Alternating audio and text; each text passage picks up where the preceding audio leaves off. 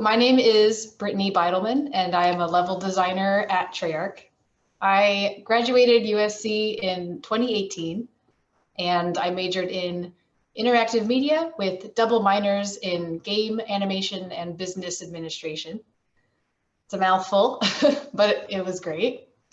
So I actually interned with Treyarch in 2017, and then ended up working part-time with them during my senior year, which actually was kind of crazy, right? I was taking 18 units senior year, trying to finish my 2 minors and working part-time, which was a lot. You know, you had to squish all your classes onto just 3 days in order to have 2 full days of like work.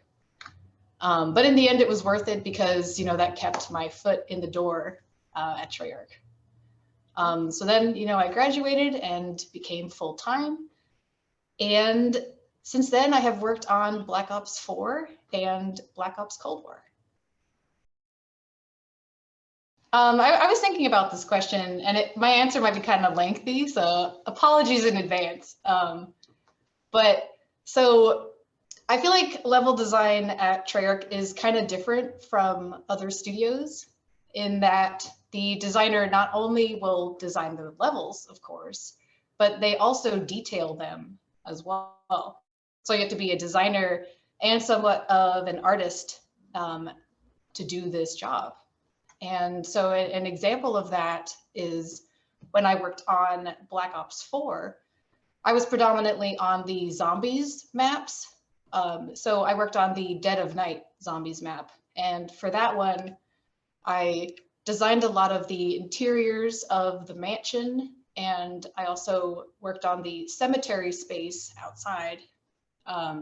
So, you know, those areas went through multiple iterations of design and the layouts, how did they play?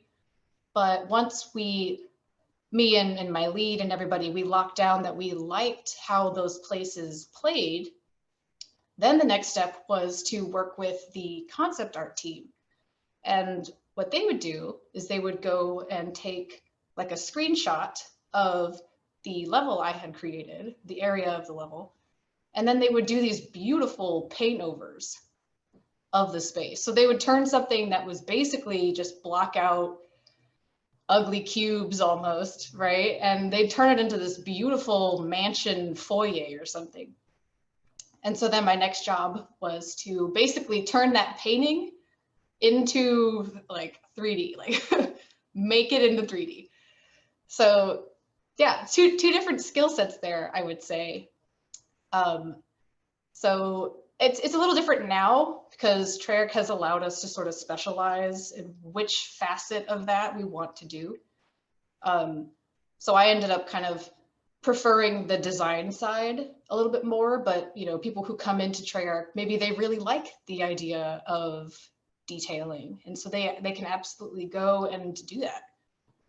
So that's kind of an example there for Black Ops 4. But my role for Black Ops Cold War was actually quite different, I'd say. I was able to work on the fire team maps for the most recent game, Cold War. And I was basically like a level design project manager, if you will. Internally, we call the position that I was a point. But it's basically project management, I would say. So I had to basically aid the level designer with managing our fire team maps and the team, making sure that the level designers on my team are guided in a way that they can achieve the goals that they want on time. I would work with the production teams to make sure tasks were getting assigned and tasks were being tracked, you know, through Jira or whatever. And they would track those on like a master schedule, right, to make sure everything is just happening on time and that the map will actually finish when we need it to be finished, right? What else was there? I had to work with concept art again. I would say level design and concept art are like 2 peas in a pod, right? Like you can't have one without the other kind of thing. So they're awesome. And basically any sort of design we had in the fire team map, we would then go to concept to get red lines of the space, or again, paint overs to kind of get the visual feel of what the map is going to be. And then that serves again as a guide for the level designer to detail the space. Or outsource too. We ended up doing quite a bit of outsourcing for detail. What else is there? I think we also did environment art, working with the environment art team to make sure we have textures for the grounds and for models and performance for all of that related stuff. Vehicles team, you know, there was so much involved with this project management role for Cold War. So it's significantly different than my role on Black Ops 4, I would say. And then like on top of everything, you know, now we can talk about it since it's out. Outbreak was also using the fire team maps. So that was like an added layer of stuff we had to worry about. There's a lot of stuff going on. I would say that collaboration is key in this role for sure. So I've always loved first-person shooters. I kind of grew up playing them. And I think I have to attribute it to my dad. So my dad was in the Air Force, and so I grew up moving all over the US. And so he already sort of had this passion for like historical battles and stuff, because he had to learn about that stuff in like Army War College and all of that. So he actually started getting into playing games, and my mom purchased him a PlayStation 2 for, I think, Christmas one year a long time ago. And so that actually ended up being my first system because I would play with him. And he preferred playing Call of Duty and playing Medal of Honor and stuff like that. And so I kind of would just play with him, and that kind of is where my love for first-person shooters came from. We also played a lot of Star Wars Battlefront, but you know, that was just a great game. But yeah. Early middle school, you know, I was trying to start figuring out what I even wanted to do with my life. You know, you don't really know it at that age. And I kind of, at that time, I didn't know what I wanted to do, because all the classes I was taking in school, they were fine, but they weren't really interesting me. And then I would just go home and play video games, right? And then come back to school and be bored. And I think, so basically the game that, like, I basically had the epiphany of, oh, I can do this as a career. So a game very near and dear to my heart is the very first Assassin's Creed game.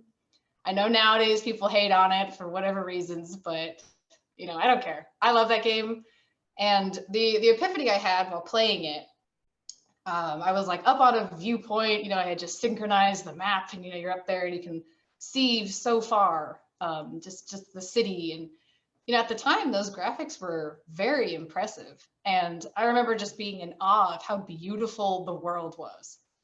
And I had this epiphany that I was like, it was someone's job to make this beautiful art, you know, that I'm playing. And then I realized I want to be that somebody. And so, you know, after that kind of just clicked in my head, you know, then you're able to start researching what are some careers in game development, you know, because at that time I didn't know what specifically I wanted to do in games. I just knew I wanted to be in it. So, you know, that's kind of what got the ball rolling and got the research started, and just started learning about this field, right? I feel like, you know, actually, so I feel like the biggest one is collaboration, right? Like, if my lengthy explanation of what I do in my job and the number of different departments I listed off, that just shows how many people I have to work with every day. And I actually love that, right? There's so much variety, so many different people you get to work with, so many people so intelligent in different things that, like, I don't know anything about, but like, it's great. So that would be like the number one thing, be able to work with people from all different backgrounds, different departments, you know, be a team player, because you have to be able to do those things in order to succeed, I would say, in the gaming industry as a whole. I think another one that would be pretty essential, I think anywhere really, is accountability. You know, accountability and trust go hand in hand, I would say. It's like if you prove to your team and to your company that you're accountable, then they will end up trusting you with larger or more important opportunities in the company. So that's just so important, right? And, you know, someone new coming in, they may not be able to have the power or the authority to try to hold others accountable, but they can hold themselves accountable, right? And that's really where it starts. So hold yourself accountable. If you say you're going to do something, do it, and people will notice that. And then I think lastly, and there's probably so many others, right? But these were like a couple that I thought of, is problem solving. And it's basically every day I come into work, there's a problem and I have to figure out how to solve it. It doesn't matter what it's about. There's always something that needs to be fixed. And I think you naturally get that by going to USC and all the classes you take, you know, so that already is an awesome step up, I would say. Just being able to try new things, brainstorm solutions with peers, and, you know, don't give up until you've solved it, you know. Yeah, so I definitely think being a part of SCA was huge, right? I remember being a freshman sitting in one of the big auditoriums in the SCA building, and they kept talking about the SCA mafia, right? I don't know if they still say that stuff. I bet they do. But it basically was just saying like the alumni network for like individuals in the cinema school is massive. And it's basically, it's like everyone, there is someone who has gone to USC at every studio ever, I would say. So that already is a massive opportunity for people who go to USC, and something that I definitely saw. Another awesome perk I saw while I was there was just the fact that USC is one of the very first places that game studios will look to for new talent, right? Like I know that Treyarch, and that's how I found Treyarch in the first place. Treyarch employees came to USC and were networking with the students to promote their internship program, right? It's kind of a funny story. So I actually found out about the Treyarch internship just through some random email from SCA. And they were saying that Treyarch was actually going to Viterbi to look for engineers for their engineering internship. And I was like, I am most definitely not an engineer, but I don't care. I'm going to go anyway. So I ended up like wandering over there and just like putting myself out there. You know, it was very uncomfortable for me, but it was so good that I did that. Because I got to meet some cool engineers at Treyarch and give them my resume for level design, and you know they kind of put it up the chain.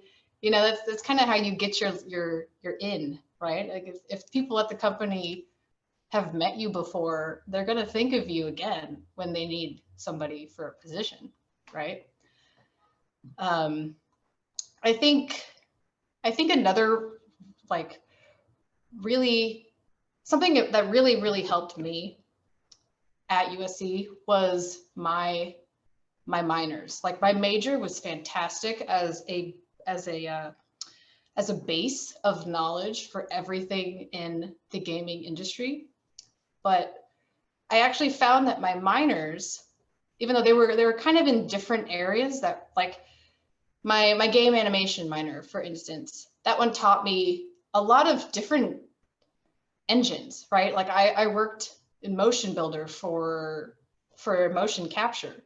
I worked in Nuke for compositing and then Maya for 3D modeling. Like that right there showed I had engine literacy, right? Like I could learn a new engine with kind of decent, like easily, right? I could figure it out. You know, because a lot of game companies end up having proprietary engines that you have to learn from scratch when you come anyway. So that's a good thing to see on your resume. But also my business minor. It's like, where did that come from? Like, games, game animation, business minor. But I truly believe that that minor really set me up for success because it was definitely challenging. It was so much different than any sort of like creative classes I was taking, but it challenged me, right? Like I was able to practice interviews in my classes for business. That already one step up from other people who may be applying to the game industry. It had me give so many presentations and work with other people. There was so many team projects in my business minor that like, it was ridiculous, right? But those skills that I learned, I've already seen at Treyarch, they have super helped me, right? Especially the presenting one for sure. But yeah, after all that, I would say definitely if you can, supplement your major with a minor or two, if you can make it work, that are kind of different from games, just to kind of get a more like broad reaching knowledge base that will help you stand out, you know, from other people applying to jobs.